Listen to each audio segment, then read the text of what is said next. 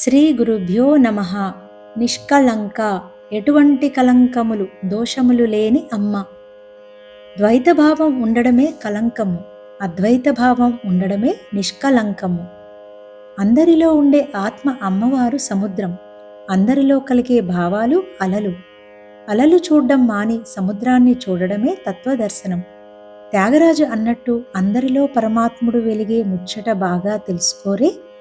మూల కారణాన్ని తెలుసుకుంటే బాహ్యంలో కనబడే కార్యకారణాలు ఇబ్బంది పెట్టవు.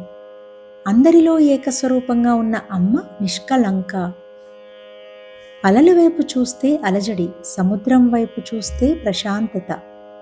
చూచేవాడికి వెనుక, చూడబడేవాడికి వెనుక ఉంటుంది అమ్మవారు. మధ్యలోని దృశ్యమంతా మాయ. మాయ అంటే ఉన్నట్లు కనిపించే లేనిది.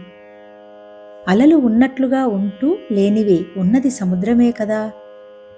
బంగారు ఆభరణాన్ని అమ్మడానికి కంసాలి వద్దకు తీసుకెళ్ళినప్పుడు ఆ కంసాలి దృష్టి ఆభరణం యొక్క నైపుణ్యం వైపు కాకుండా బంగారం యొక్క నాణ్యత మీద దృష్టి పెట్టినట్టు, అందరిలో ఉన్న దైవాన్ని మనం దర్శించినప్పుడు వ్యవహారం ఎలా ఉన్నా ఇబ్బంది ఉండదు. జీవులకు ఎప్పుడూ శుద్ధత్వం ఉండదు, నిష్కళంకులు కాలేరు. అందుకే నీతిమంతుడు ఒక్కడునూ లేడు అని రోమాలో ఉంది.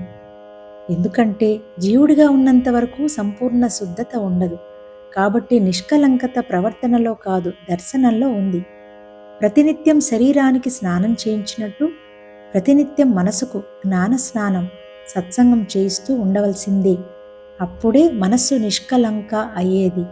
అప్పుడే అద్వైత దర్శనం అయ్యేది.